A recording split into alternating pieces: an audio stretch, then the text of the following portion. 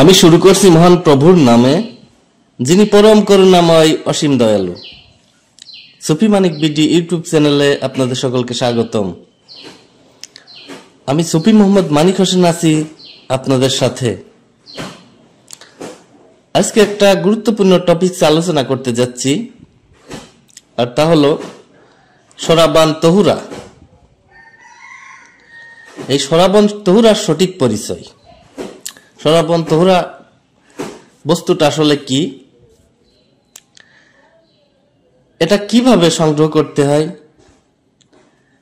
এটা কিভাবে দর্শন করতে হয়, এই বিষয়টা নিয়ে আলোচনা করার চেষ্টা করব ইনশাআল্লাহ। এই আলোচনা শুনলে আপনাদের আজকে সরাবান তহুরা সম্পর্কে যে মানুষ কথা বলে এটা ক্লিয়ার হয়ে যাবেন। সরাবান তহুরা এটা কোরআনের শব্দ, যে শব্দটি এসেছে সূরা দাহরের 21 নম্বর আয়াতে। আল্লাহ তাআলা বলছেন, তারা জরির সূক্ষ্ম সবুজ কাপড় পরবে এবং তারা রূপা চুরি পরবে এবং তাদের পালনকর্তা তাদের পবিত্র পানীয় পান করাবেন, মানে সরাবান তহুরা পান করাবেন। এখন সরাবান তহুরার অর্থ হচ্ছে পবিত্র পানীয়। সরাব মানে পানীয়, আর তহুরা মানে পবিত্র, তাই পবিত্র পানীয়, যেটাকে পবিত্র জল বলা হয়, পবিত্র পানি বলা হয়। এটা আরবি শব্দ সরাবান তহুরা। ফার্সিতে বলা হয় আবহায়াত। আবহায়াত হচ্ছে ফার্সি শব্দ। আব মানে পানি, হায়াত মানে জীবন্ত, মানে যে পানি পান করলে আর মৃত্যু ঘটে না, মানে জীবন্ত পানি, জীবের আর মৃত্যু ঘটে না, সেটা হচ্ছে সরাবান তহুরা। জীবন্ত পানিও বলা হয়। আমি কোরআন আয়াত আগেই বলছি, সূরা দাহরের মধ্যে সরাবান তহুরার কথা উল্লেখ করেছেন আল্লাহ তাআলা। বলছেন যে তারা জরির সূক্ষ্ম সবুজ কাপড় পরিধান করবে এবং তারা রূপা চুরি পরবে এবং তাদের পালনকর্তা তাদের পবিত্র পানীয় পান করাবেন। এ সম্পর্কে দরবেশ লালন সাইজি বলেছেন, তৌহিদ সাগর কঠিন পাড়ি, অথই জলে মানিক পাবি হলেই ডুবরি। এরপরে বলছেন, সে সাগরের মিষ্টি পানি যে পান করেছে যতখানি, লালন বলে তেমনি জ্ঞানী তেমনি তার ফকিরি। এই যে সরাবান তহুরের কথা বলেছে, মিষ্টি পানি, এটা কিন্তু একই কথা। এটাকে তৌহিদ সাগর বলছে, অথই জলে মানিক পাবি হলে ডুবরি। এরপরে আরেকটা পংক্তিতে বা গানের মধ্যে উল্লেখ করেছেন, সেই যে নদীর মহিমা এমনই, সেই নদীতে বয় অমৃত পানি ও তার এক বিন্দু স্পর্শে এমনই অমর হয় মন সেই জন্য। আবহায়াতের নদী কোনখানে? এখানে যে আবহায়াতের নদীর কথা বলা হয়েছে, একই গানের কথা, পংক্তি একই। এখন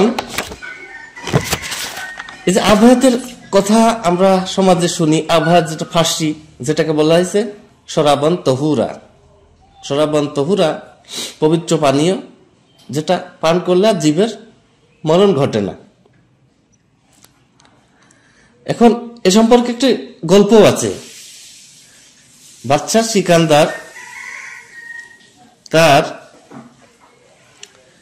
প্রধান উজির, প্রধান সেনাপতি খিজির আলাইহিস সালামকে বললেন যে, আমার এই সরাবান তহুরা বা আবহায়াতের জল এনে দিতে হবে। তুমি আমার প্রধান উজির, উজিরে আজম, তুমি আমার প্রধান সেনাপতি, তোমাকে আমি অর্ডার করলাম, তুমি সরাবান তহুরা আনো। এটা পাওয়া যাবে কোথায়? কোকাব পাহাড়ের পাদদেশে। কোকাব পাহাড়ের পাদদেশে সরাবান তহুরা পাওয়া যাবে। এখন খিজির আলাইহিস সালাম তার সৈন্য সামন্ত নিয়ে আবহায়াতের উদ্দেশ্যে রওনা দিলেন। তো কোকাব পাহাড়ের পাদদেশে পৌঁছাতে পৌঁছাতে সমস্ত সৈনিক মৃত্যুবরণ করলেন, শুধু বেঁচে থাকলেন খিজির আলাইহিস সালাম। এবং ওখানে যে দেখলেন এক অঞ্জলি জল, মানে হাত দিয়ে উঠালো, উঠাই দেখে যে এক অঞ্জলি জল। তো বলছে, এই জল আমি নিতে নিতেই বাচ্চার কাছে যেতে যেতে তো শুকায় যাবে। আর আবার মনে ধারণা হলো যে এই জল পান করলে তো জীব অমরত্ব লাভ করে, তো আমি খেয়ে ফেলি। এই বললে তিনি খেয়ে ফেললেন। এই জন্য আমরা বলি খিজির আলাইহিসসালাম হলো চির জীবন্ত, অমরত্ব লাভ করেছেন। এখন কথিত আছে 4 জন নবী বেঁচে আছেন, 2 জন আছেন স্বর্গে, 2 জন আছেন মর্তে। মানে স্বর্গ মানে উপরে, মর্ত মানে নিচেই। সেই স্বর্গে 2 জন যে নবী আছেন তারা হলেন ইদ্রিস আলাইহিসসালাম এবং ঈসা আলাইহিসসালাম। আর মর্তে বা নিচে যারা আছেন তারা হলো খিজির আলাইহিসসালাম আর ইলিয়াস আলাইহিসসালাম। আবার বলছি 4 জন নবীর মধ্যে 2 জন স্বর্গে, 2 জন মর্তে। 2 জন স্বর্গে তারা হলেন ইদ্রিস আলাইহিসসালাম এবং ঈসা আলাইহিসসালাম। আমরা জানি ইদ্রিস আলাইহিসসালাম স্বর্গে চলে যান, ঈসা আলাইহিসসালামকে আল্লাহ উঠাই নিয়ে যান, আর খিজির আলাইহিসসালাম নিচেই থাকেন। যেহেতু তিনি পানির বাচ্চা, অনেকে বলছেন যে পানির শাসনকর্তা। আচ্ছা বলে তো রাজহাঁস, হাঁসের রাজা, রাজপথ, পথের রাজা, পথের রাজা, জলরাজ, জলের রাজা। তাহলে এই যে রাজহাঁস কি হাঁস বংশ শাসন করে, না হাঁসের মধ্যে শ্রেষ্ঠ হাঁস বলে তাকে রাজহাঁস বলা হয়। রাজপথ, যে পথ হলো শ্রেষ্ঠ পথ, সেটা হলো রাজপথ। জলের যে রাজা, সে কেউ জল শাসন করে না, জলের মধ্যে শ্রেষ্ঠ জল, জলের মধ্যে শ্রেষ্ঠ দল। আবে হায়াত হচ্ছে এই জলের মধ্যে শ্রেষ্ঠ জল, যে জল পান করলে জীবের ক্ষুধা তৃষ্ণা কিছু থাকে না, অমরত্ব লাভ করে। কোরআনে বলা হয়েছে ফুরাত নদী। এইভাবে অনেক কথাই বলা হয়েছে যেটা সাধারণ মানুষের বোধগম্যে আসবে না। যারা মাদ্রাসায় পড়ে সাধারণ শ্রেণীর আলেম, এরা হচ্ছে সাধারণভাবে ব্যাখ্যা করেন, কিন্তু এর যে গভীর তত্ত্ব, আল্লাহ তাআলা রূপকের আড়ালে এই কথাগুলো বললেন, এই সাধারণ মানুষ বুঝবেন। এটা অলিয়া উলিয়ার কাছে গেলেই তারা বুঝাই দিতে পারবেন। যেমন এই জলের কথা বলতে আরেকটু পরিষ্কার করে বলি, যদি কারোর বলা হয় যে ওজনে কি আপনি আপনার স্ত্রীর কাছে সঠিক ওজন দিতে পারেন, অধিকাংশই বলবেন না। তার স্ত্রীর কাছে জিজ্ঞেস করবেন, না না ওজনে কম দেয়, মানে কি তার চাহিদা যতটুকু ততটুকু দিতে পারে না। কিন্তু ফকির দরবেশদের কাছে গেলে, তাদের ওয়াইফের কাছে বললে, তারা বলবে যে ওজনে তো কম দেয় না, বরং আরো বেশি দেয়। কারণ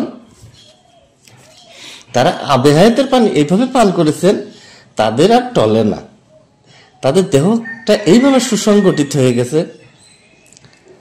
আবে হায়াতের জল পান করার মাধ্যমে তার দেহ আর ভাঙে না। এই জন্যে বলা হচ্ছে যে জীব নিজের ক্ষতি নিজেই করে আর দেয় আল্লাহর দোষ। নিজের সাধনা না করে, ভোজনা না করে সে তার দেহ ভাণ্ডার নষ্ট করে ফেলে। এই জন্য বলা হয়েছে টলে জীব অটলে ঈশ্বর, যে টলে গেলে সেটা জীবের কাতারেই থাকে। এই জন্যে যে কত রাজা বাচ্চা এই আবে হায়াতের জল পান করার জন্য ফকির দরবেশের বেশ ধারণ করে, তাই না? এই আবে হায়াতের জল বা শরাবন তহুরা পান করার জন্যই তারা কিন্তু ফকির বেশ ধারণ করে, তারা সাধারণ জীবন যাপন করে। কেন? এই আবে হায়াতের জল আহরণ করার জন্য।